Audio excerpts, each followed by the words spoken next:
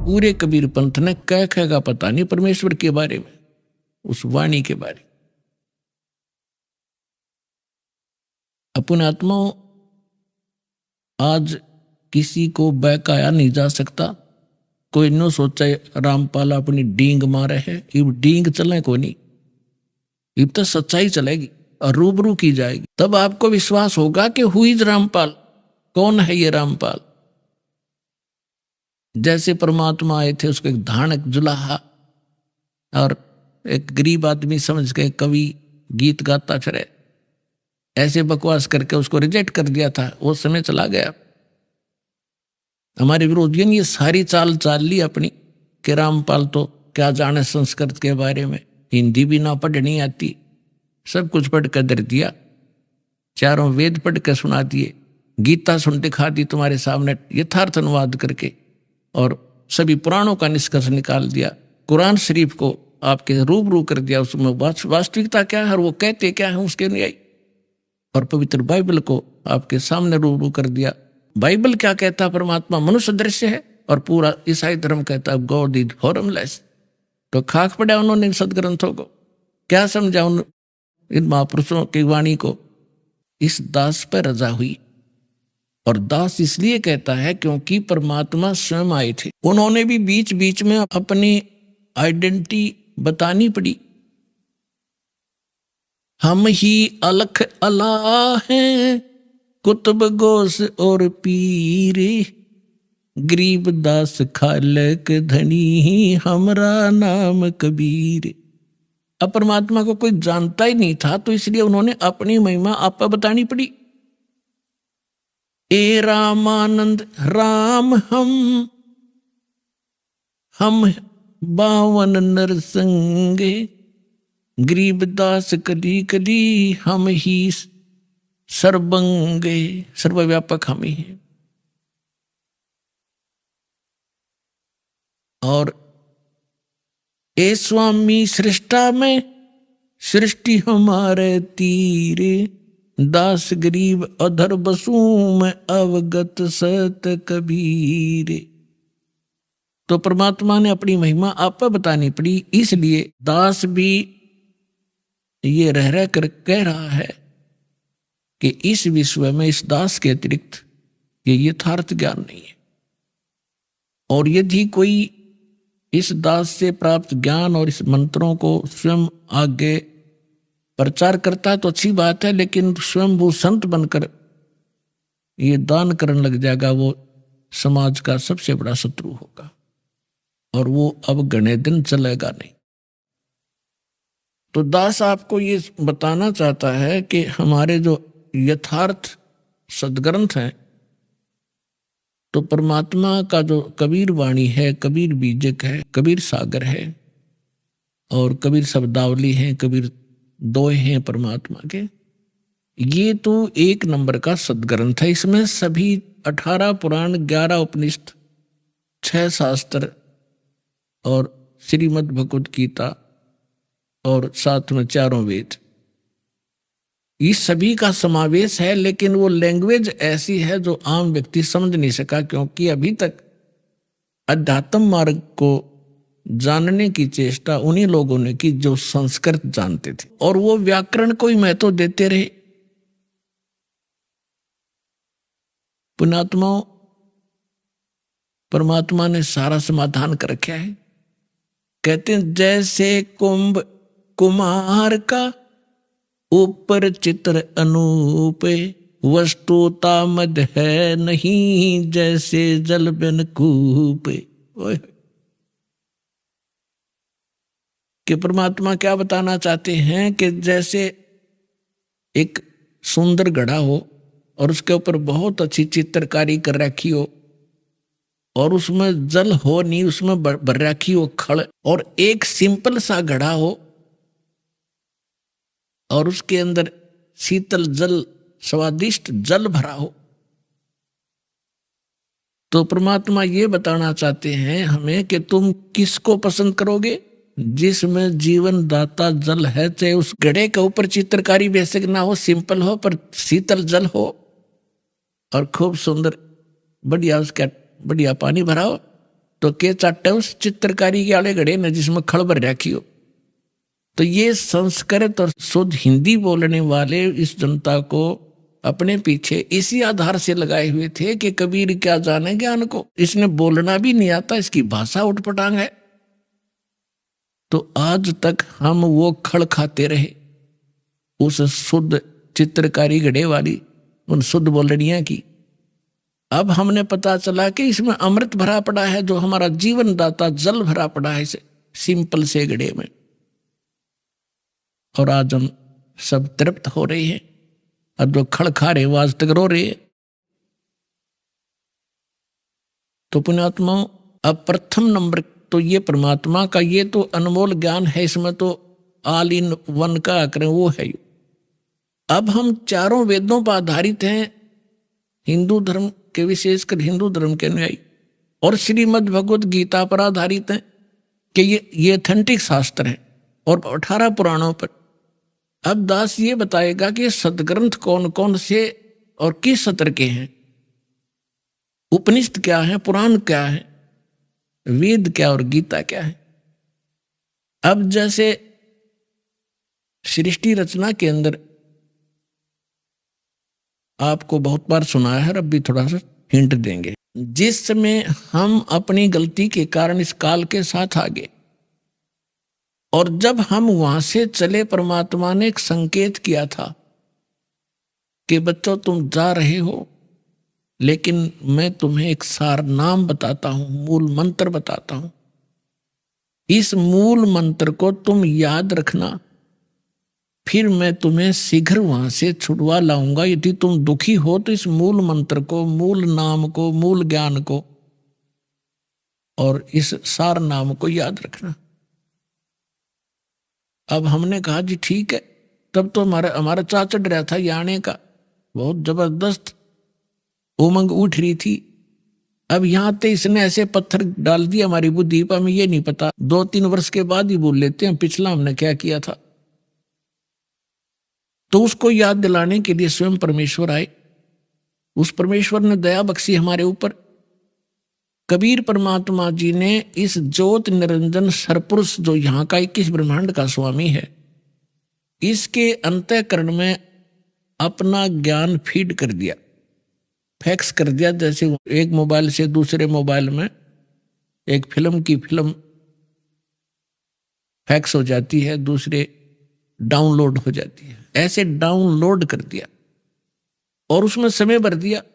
इतने समय के बाद ये अपने आप ऑटोमेटिकली इसके शरीर से बाहर आ जाएंगे। तो समय आने पर इस ज्योत निरंजन के श्वासों के माध्यम से ये चारों वेद निकले और एक अच्छी ट्रे के ऊपर ये विराजमान हो गए। ये पहले पूरा एक ही ग्रंथ था। तो इस काल भगवान ने देखा कि इसमें क्या लिखा मैं पढ़ूं। अब इसने पहले उस ज्ञान को पढ़ा कि परमात्मा की जानकारी, जिसमें परमात्मा की विशेष जानकारी थी, वो पोर्शन खत्म कर दिया और भगवान के डर से इसने ये 4 वेद रख लिए, जिसका बाद में इनको 4 वेदों में विभाजित कर दिया गया। और जो मूल ज्ञान था, जो विशेष उसके अंदर डिस्क्रिप्शन था परमात्मा की महिमा का, इसने नष्ट कर दिया, खत्म कर दिया, दबा दिया।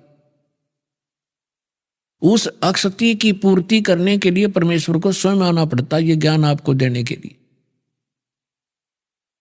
चारों वेदों का ज्ञान इनकम्प्लीट है, श्रीमद् भगवत गीता का ज्ञान इनकम्प्लीट है, और पुराणों का ज्ञान तो इनकम्प्लीट है ही है, क्योंकि वो तो उसका ज्ञानदाता ही अन्य है।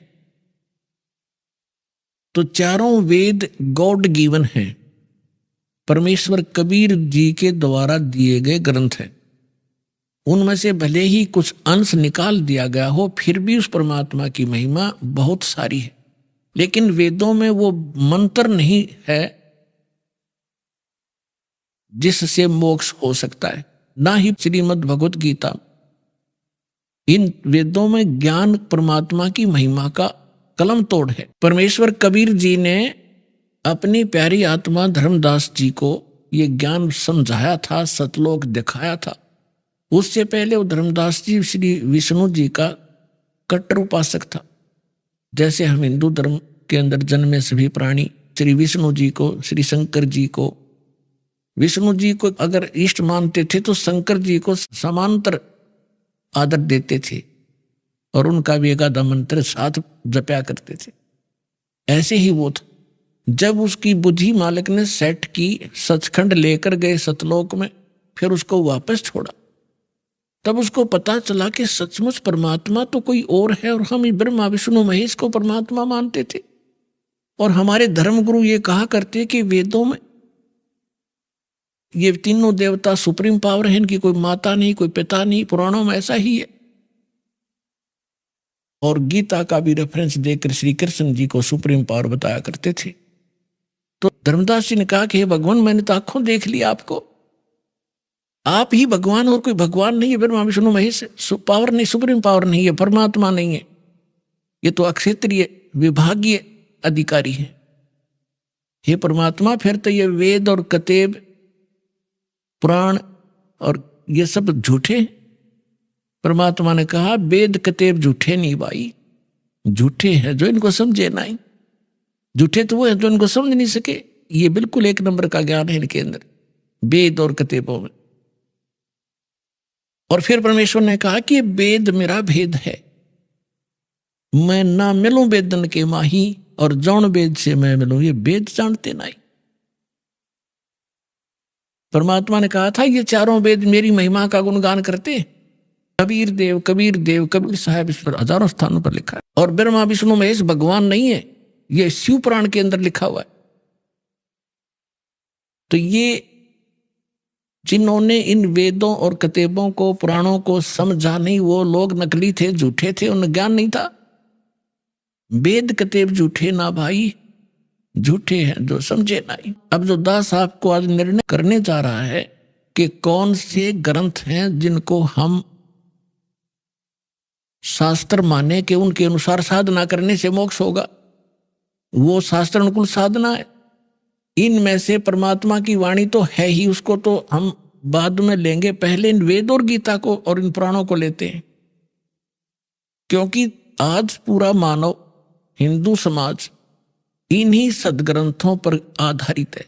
और जब उनको ये ज्ञान होगा कि ये सदग्रंथ क्या बता रहे, और फिर उसको रूबरू किया जाएगा, परमात्मा ने 600 वर्ष पहले आकर बताई थी वही बातें अपनी सिंपल उस बिना चित्रकारी वाले घड़े में अमृत भर के गए थे वो, तब हम पहचानेंगे, इस खड़ने छोड़ देंगे और वो जल लेंगे, ग्रहण करेंगे जो हमारा जीवन दाता है।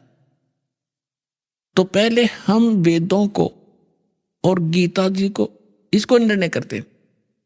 ये वेद आपको बता दिया गॉड गिवन है, ये स्पिरिचुअल नॉलेज है, ये वो शास्त्र हैं जिसके अनुसार हमने साधना करनी चाहिए।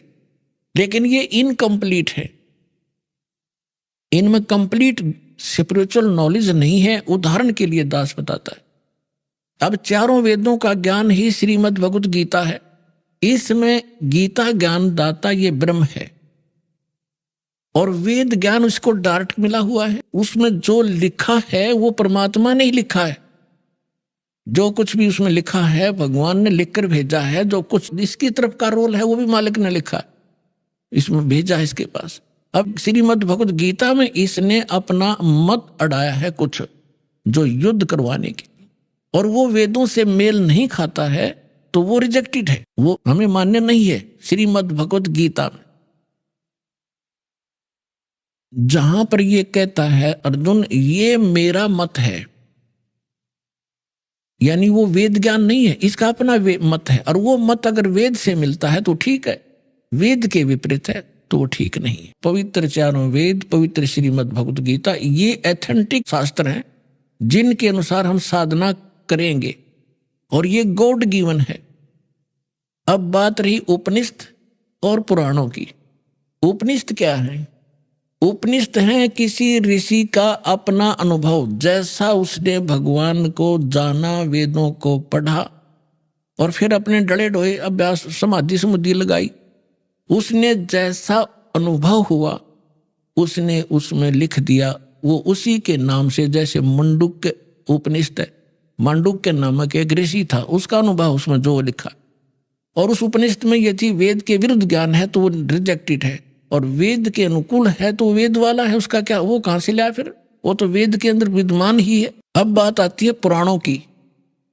ये पुराण क्या है? ये पुराण है श्री ब्रह्मा जी का अनुभव। इस काल भगवान ने सबसे पहले ये चारों वेद जो काट छांट करके इसने रखे थे, ऋग्वेद, यजुर्वेद, सामवेद और अथर्ववेद, ये चारों के चारों वेद इस ब्रह्मा जी को दिए।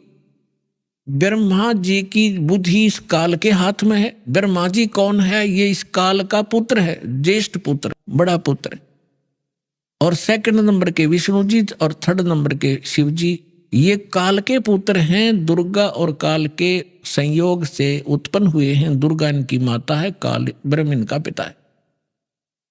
तो इस काल भगवान ने अपने बड़े पुत्र ब्रह्मा को ये सौंपे कि आप गुप्त रूप से, सागर मंथन हुआ उसमें छोड़ दिए, ये उठा ले।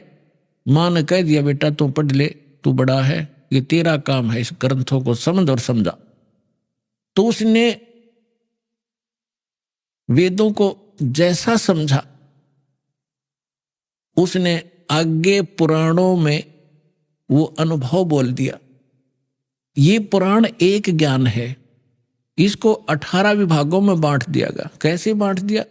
जैसे दक्ष आदि ऋषियों को ब्रह्मा ने ज्ञान दिया, उन्होंने आगे अन्य ऋषि अपने वंशजों को सुनाया, कुछ ब्रह्मा जी से प्राप्त, कुछ अपना अनुभव। आगे चलते चलते उसी ज्ञान को जो ब्रह्मा जी ने ज्ञान दिया था वो तो है ही सभी में, लेकिन प्रत्येक राइटर ने, प्रत्येक वक्ता ने अपना अपना अनुभव उसमें मिलाना शुरू कर दिया। तो ये जो ब्रह्मा जी का दिया हुआ अनुभव है, वेदों को जैसा उन्हें समझा है, तो वेदों से इन ऋषि महर्षियों ने एक ओम नाम प्राप्त कर लिया, और उस ओम नाम को पूर्ण परमात्मा का मान लिया।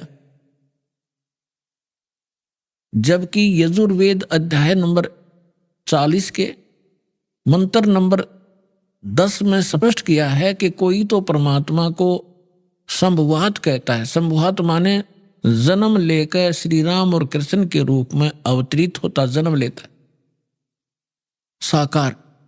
और कोई उसको असंभवात कहता है, यानी वो जन्म ही नहीं लेता, निराकार है। उसमें लिखा है कि वो परमात्मा कैसा है, जन्म लेता है या नहीं लेता है, वो तत्वदर्शी संत बताते हैं, उनसे सुनो। तो इससे सिद्ध हो गया कि वेद ज्ञान भी इनकम्प्लीट है, कंप्लीट नहीं है। अब इन ऋषियों की बुद्धि पर यहां पत्थर पड़ गया कि उसमें यह स्पष्ट किया है कि वो वास्तविक ज्ञान तो इनसे हटकर है। श्रीमद् भागवत गीता के अंदर अध्याय नंबर 4 के श्लोक नंबर 32 और 34 में स्पष्ट किया है गीता ज्ञानदाता ने, ब्रह्म ने, कि परमेश्वर अपने मुख कमल से जो ज्ञान देता है उसमें विस्तार के साथ उसकी वाणी में, उनके मुख से निकले हुए वचनों में वो यथार्थ भक्ति मार्ग और धार्मिक यज्ञों की जानकारी, अनुष्ठानों की जानकारी विस्तार से की गई है। वो तत्व ज्ञान है, और उस ज्ञान को जानकर तो सर्वथा सभी पापों से मुक्त हो जाएगा।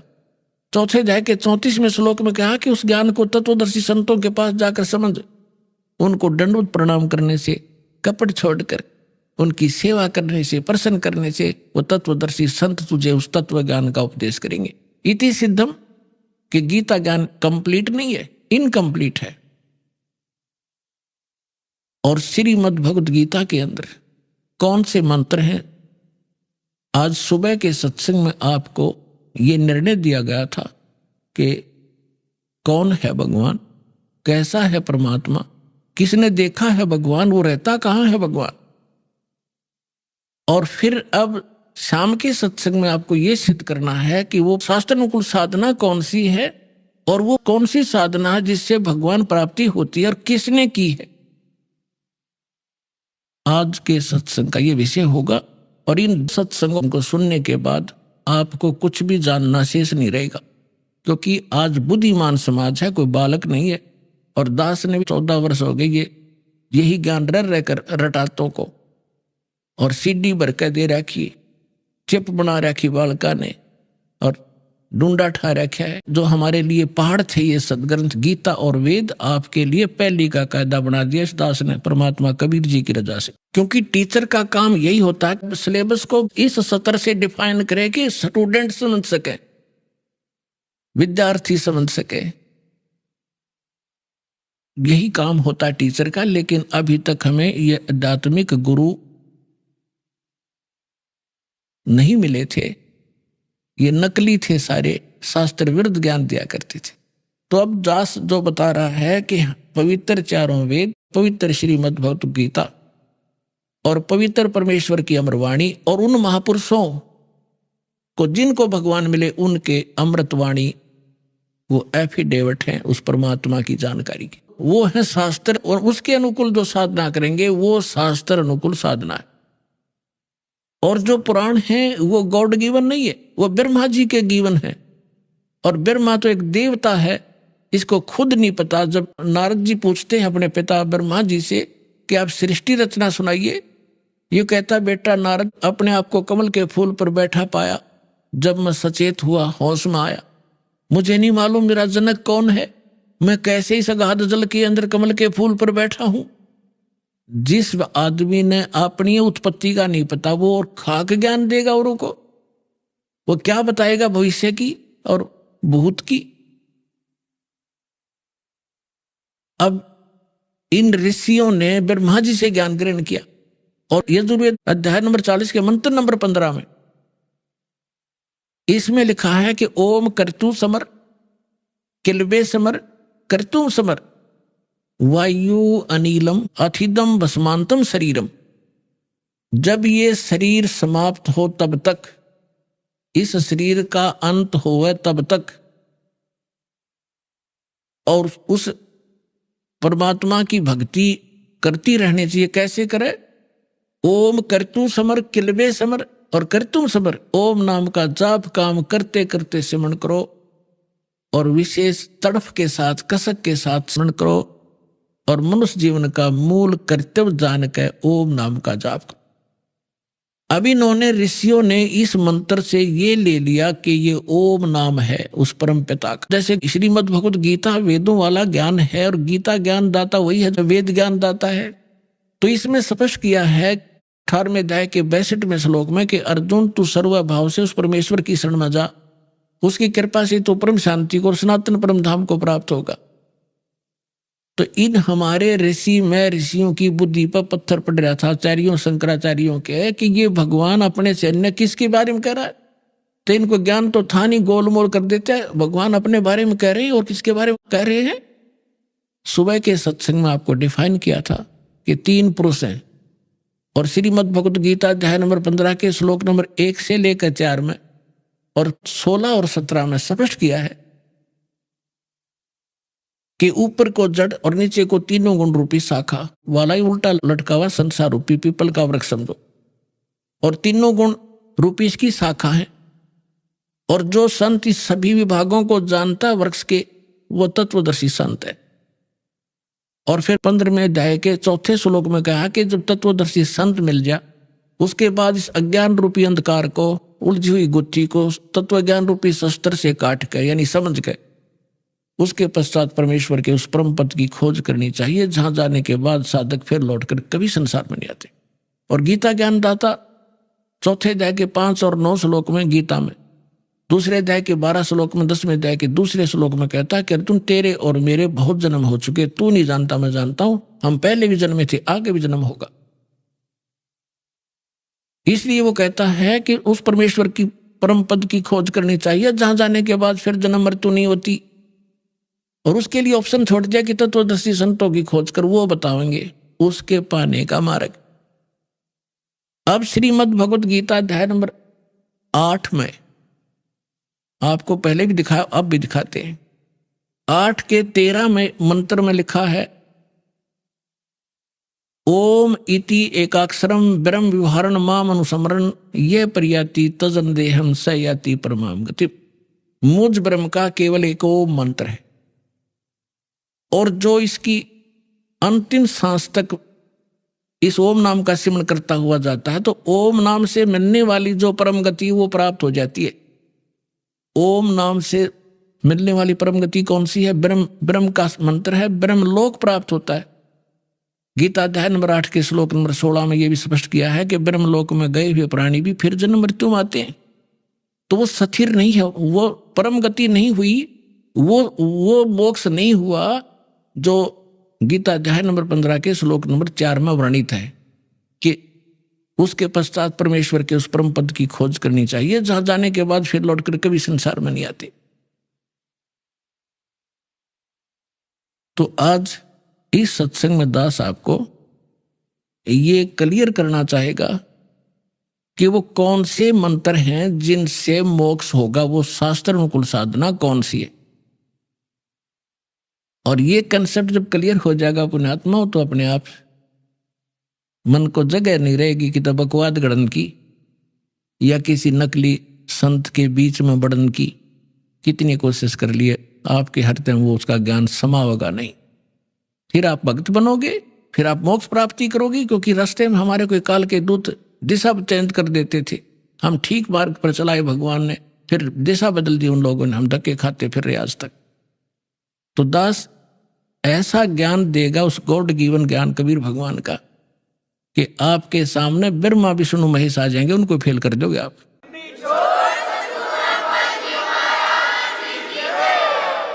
तो सबसे पहले आपको दिखाते हैं कि हमारे पवित्र सदग्रंथ जिनको हम शिरोधार्य मानते थे वो कौन सा मंत्र बताते थे और हमारे नकली धर्मगुरु हमें कौन से मंत्र रटवाते थे। देखिएगा, ये है श्रीमद् भगवत गीता और गीता प्रेस गौरव से प्रकाशित है। जयदयाल गोविंद का इसके अनुवादक हैं। अध्याय नंबर 8 का श्लोक नंबर 13 आपको दिखाते हैं। ये 8 का 13 नंबर, इसमें है ओम इति। ये ओम शब्द है, यहां इन्होंने अनुवाद भी किया है ओम ओम, ये ऐसा ओम प्रणव मंत्र है। ये ओम इति एकाक्षरम ब्रह्म व्यवहारन माम अनुसमरन ये प्रियाति तजंदेहम स याति परमाम गतिम। इन्होंने अनुवाद ठीक नहीं करना आया, ये लिखा है जो पुरुष, यहां से शुरू होता है इसका, जो पुरुष ओम ओम इस एक अक्षर रूप ब्रह्म को उच्चारण करता हुआ उसके अर्थ स्वरूप मुझ निर्गुण ब्रह्म का चिंतन करता हुआ शरीर त्याग कर जाता है, वह पुरुष परम गति को प्राप्त होता है।